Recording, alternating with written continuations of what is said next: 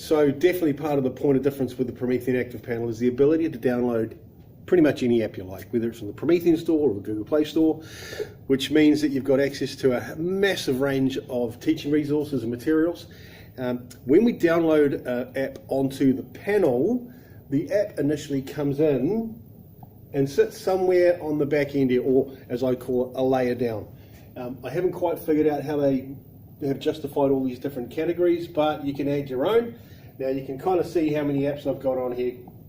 Quite a few, shall we say.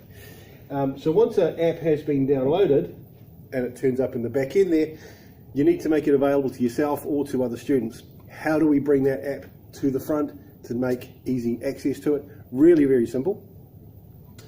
In your circle of bubbles, long hold in the middle. Now I make it a habit of doing it in the middle here. If I was to interact with the screen in the same way over here, I'd be probably interacting with the widget that I've got in here, which can make things a little bit confusing. So just as a force of habit, long hold in the middle of the circle, add a bubble. We get two types of bubbles we can add. We can add a folder bubble, which means I can put a lot more things in there. But in this instance, we're just going to do a single one. So once I've long hold, I've opened up this generic app. The most unintuitive thing I've ever come across, but generic app is the next step in the process. Find my app. Let's, in this case, use Grasshopper. And now we've got Grasshopper has appeared up there. To get rid of it, oh no, I didn't want to do that. Close. To get rid of it, long hold on the icon, remove, and it's gone. Now if I wanted to make up something like what I've got here is my Google bubble with a handful of the Google apps that I've got on here. What we do is, again, long hold in the middle, add a bubble, folder, and now I've got my folder here I can start populating with all the different apps.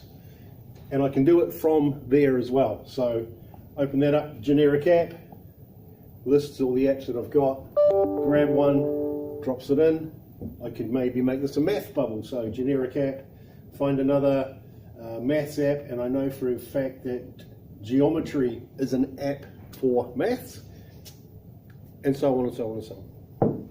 Cool, so just really quickly again, long hold in the middle, gives you your options. Add a bubble, generic app, find your app, put it in.